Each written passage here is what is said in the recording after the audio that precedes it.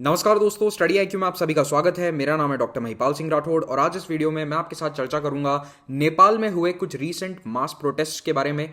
इन protesters की demand थी कि नेपाल में राजशाही फिर से लौटा दी जाए।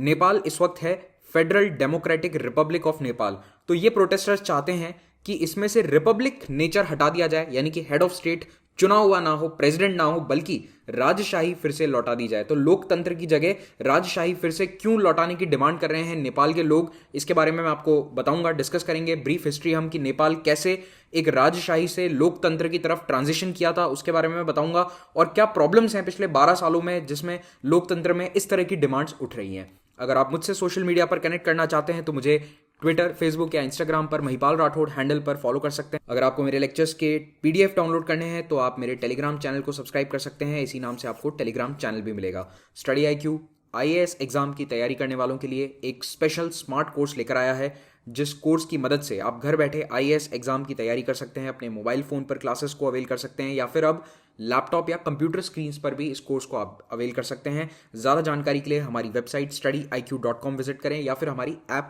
डाउनलोड कीजिए।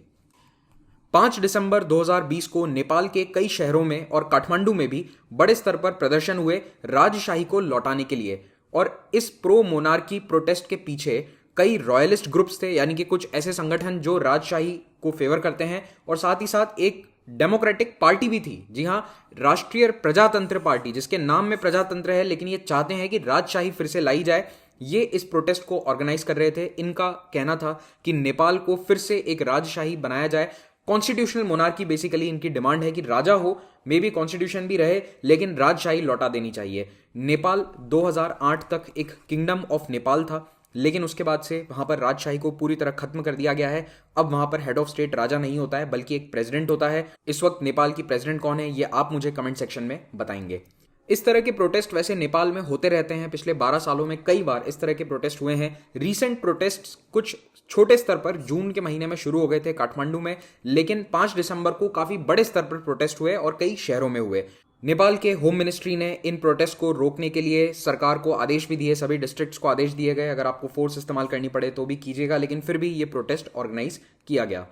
अब ये डिमांड आखिर क्यों है कि प्रजातंत्र में लोग क्यों चाहते हैं कि फिर से राजशाही की तरफ जाया जाए? इसके पीछे सबसे बड़ा रीजन है कि जो नेपाल की करंट रूलिंग पार्टी है, नेपाल कम्युनिस्ट पार्टी, वो कोविड-19 पैंडेमिक को एक तो हैंडल करने में पूरी तरह से विफल रही है। ये लेटेस्ट रीजन मैं आपको बता रहा हूं, बहुत सारे रीजन है, उनमें इस वक्त सबसे बड़ा कारण है कि कोविड-19 पैंडेमिक को इस नेपाल कम्युनिस्ट पार्टी की जो सरकार है इसने अच्छे से हैंडल नहीं किया है। और दूसरा, नेपाल के कई राइट विंग ग्रुप्स की लंबे समय से डिमांड है कि नेपाल को फिर से एक हिंदू स्टेट बना दिया जाए। 2008 तक जब तक वहां राजशाही थी तो नेपाल ऑफिशियली एक हिंदू स्टेट था, वहां का स्टेट रिलीजन वॉज हिंदू, लेकिन जब नया कॉन्स्टिट्यूशन अडॉप्ट किया गया तो नेपाल एक सेक्युलर स्टेट बन गया।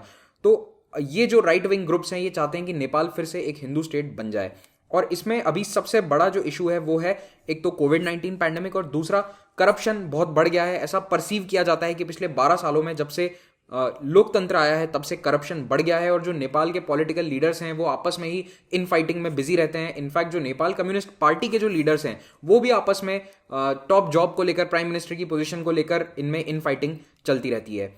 तो इन्हीं सब कारणों से राष्ट्रीय प्रजातंत्र पार्टी ये चाहती है कि देश में एक रेफरेंडम हो, यानी कि आम जनता वोट डाले कि क्या नेपाल में राजशाही फिर से आनी चाहिए, और ये रेफरेंडम 2015 के कॉन्स्टिट्यूशन के बेसिस पर होना चाहिए, यानी कि उसके अधिकारों के तहत होना चाहिए।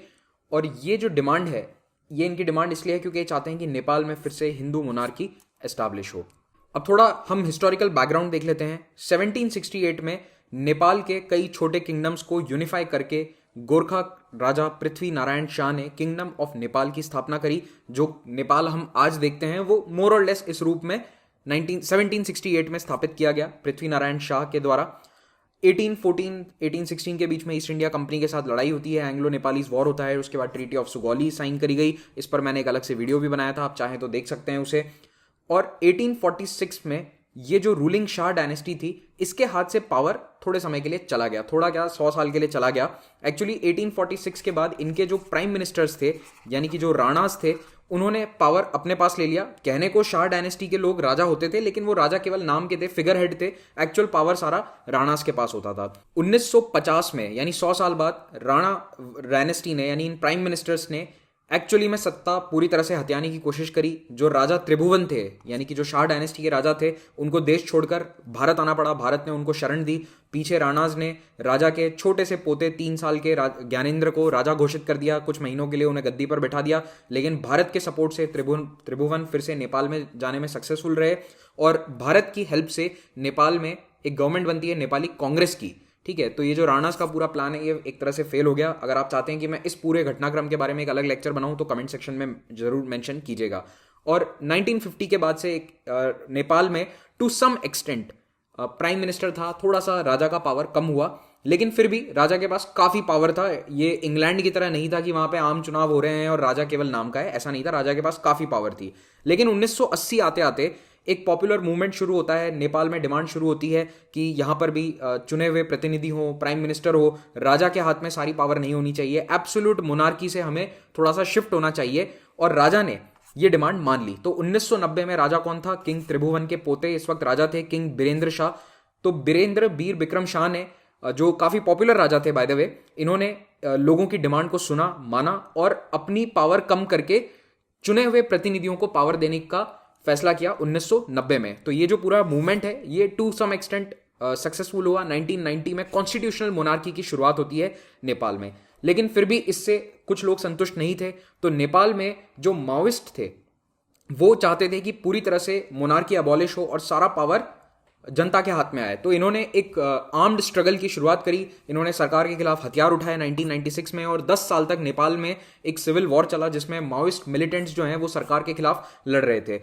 ये चल ही रहा था 10 साल तक, ये पूरा सिविल वॉर चला। उस बीच एक बहुत इंपॉर्टेंट घटनाक्रम हुआ 2001 में। 2001 में राजा के जो बेटे थे यानी क्राउन प्रिंस दीपेंद्र, उन्होंने बहुत ही मिस्टीरियस सर्कमस्टांसेस में अपने पूरे परिवार की हत्या कर दी। अपनी बंदूक लेकर गए और ऐसा कहते हैं कि नशे में थे। उन्होंने अपने पिता, माता, भाई, बहन सबको मार दिया। आई थिंक 7 जनों को इन्होंने अपने परिवार के मार दिया था। आई थिंक 7 या 9 कुछ नंबर था। I am sorry, I don't remember exactly. कुल मिलाकर राजा के बेटे ने अपने पूरे परिवार को खत्म कर दिया। और उस दिन फैमिली डिनर पर राजा के छोटे भाई ज्ञानेंद्र नहीं थे, ये वही ज्ञानेंद्र हैं जो कुछ महीने के थे और गद्दी पे बिठा दिया गया था उन्हें। तो अब ये ज्ञानेंद्र जो हैं ये राजा बन गए। तो किंग बीरेंद्र के छोटे भाई ज्ञानेंद्र राजा बनते हैं 2001 में इस मैसेकर के बाद। और मैं आपको ये भी बताना चाहता हूं कि ये मैसेकर आज भी बहुत ज़्यादा कंट्रोवर्शियल है। इसकी ढंग से ना तो जांच हुई, और नेपाल में आज भी इसको लेकर कई तरह की थियरीज हैं, कॉन्स्पिरेसी थियरीज हैं कि ये क्यों हुआ, क्या रीजंस थे कि दीपेंद्र जो कि राजा के बेटे थे वो अपने परिवार की हत्या क्यों करेंगे। Anyways, let's not get into that. तो 2001 में ज्ञानेंद्र जब राजा बनते हैं तो ये इतने पॉपुलर नहीं थे, ये अपने भाई की तरह पॉपुलर नहीं थे। इनफैक्ट इन्होंने पावर फिर से मोनार्की के पास लाने की कोशिश करी। तो 2001 ऑनवर्ड्स ही इन्होंने सत्ता थोड़ी सी मोनार्की में कंसोलिडेट करने की कोशिश करी। और 2005 में इन्होंने जो इलेक्टेड गवर्नमेंट है उसको डिसमिस करके पूरा पावर अपने हाथ में ले लिया। पहले भी ये 2-3 प्राइम मिनिस्टर्स को डिसमिस कर चुके थे, और 2005 में तो पूरा पावर इन्होंने अपने हाथ में ले लिया, direct rule by the king. यानी कि जो 1990 में कॉन्स्टिट्यूशनल मोनार्की हुई थी उसको रिवर्स कर दिया, उसको उल्टा कर दिया और सारा पावर हथिया लिया। लेकिन इस फैसले के बाद देश में जो माओइस्ट इंसर्जेंट्स थे और साथ ही साथ जो प्रो डेमोक्रेसी एक्टिविस्ट थे, जो माओइस्ट के सपोर्टर नहीं थे, वो सब एक हो गए, राजा के खिलाफ इकट्ठे हो गए। इन्होंने मिलकर एक आंदोलन किया और अल्टीमेटली राजा को मानना पड़ा कि नहीं, मैं सारा पावर अपने पास नहीं रख सकता। तो इन्होंने हाउस ऑफ रिप्रेजेंटेटिव्स को रिस्टोर किया 2006 में। 2007 में एक इंटरिम कॉन्स्टिट्यूशन अडॉप्ट किया गया, और इस कॉन्स्टिट्यूशन ने राजा के पावर्स को बहुत कम कर दिया, नाम मात्र का पावर रख दिया। और 2008 में अल्टीमेटली राजा का जो पद है वो खत्म कर दिया गया, यानी कि कॉन्स्टिट्यूशन ने मोनार्की को एक तरह से समाप्त कर दिया। तो ये प्रोसेस 2006 में शुरू हो गया था। 2008 आते आते मोनार्की वॉज कंप्लीटली गॉन। राजा अपना पैलेस छोड़कर, पैलेस दे दिया गया सरकार को, पैलेस छोड़कर वो अब एक दूसरे घर में रहते हैं। मोनार्की फॉर्मली अबॉलिश हो गई। नेपाल बन गया federal democratic Republic of Nepal. पहले क्या था? Kingdom of Nepal. और जब वो किंगडम ऑफ नेपाल था तो याद रखिए वहां पर हिंदुइज्म स्टेट रिलीजन था।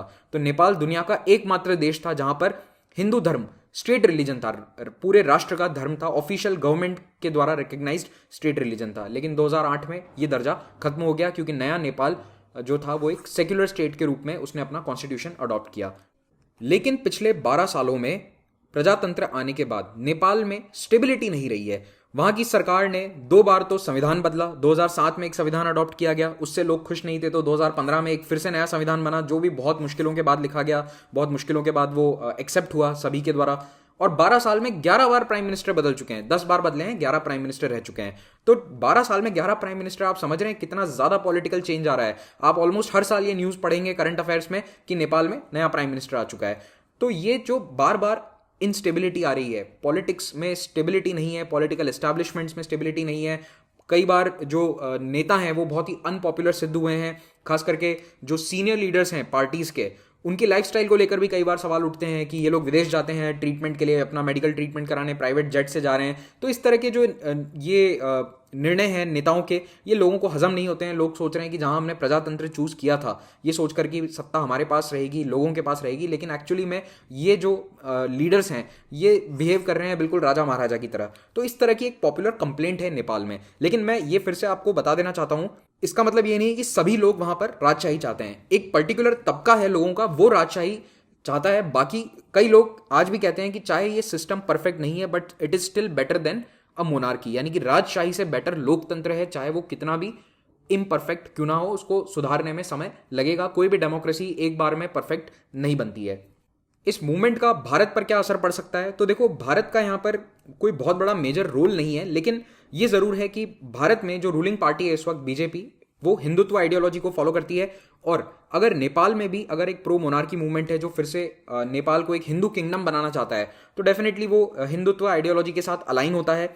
तो इससे as such direct political relations पर कोई फर्क नहीं पड़ेगा। लेकिन हाँ, अगर आप उस स्तर पर देखते हैं आइडियोलॉजी लेवल पर, तो फिर कुछ बदलाव देखने को मिल सकते हैं। पिछले एक साल में भारत नेपाल के रिश्ते बहुत खराब हो गए थे, लेकिन पिछले एक महीने में उनमें काफ़ी सुधार आया है। हमने अपने फॉरेन सेक्रेटरी हर्षवर्धन श्रृंगला को नेपाल भेजा था कुछ ही हफ्ते पहले, तो उससे जो रिश्तों में थोड़ी गर्माहट है वो फिर से आई है। और अभी कुछ ही दिन पहले चाइना के डिफेंस मिनिस्टर को भी नेपाल ने स्नब कर दिया था। तो डेफिनेटली जो नेपाल के साथ बाउंड्री डिस्प्यूट था, काला पानी वाला जो पूरा इशू था, उसको भारत धीरे धीरे पीछे छोड़ने की कोशिश कर रहा है, उसको रिजॉल्व करने की कोशिश कर रहा है। और हम उम्मीद करते हैं कि भारत नेपाल के रिश्ते फिर से सुधर जाएंगे और हमेशा अच्छे ही रहेंगे। इसी के साथ ये लेक्चर समाप्त होता है। Thank you very much for watching this. Have a great day.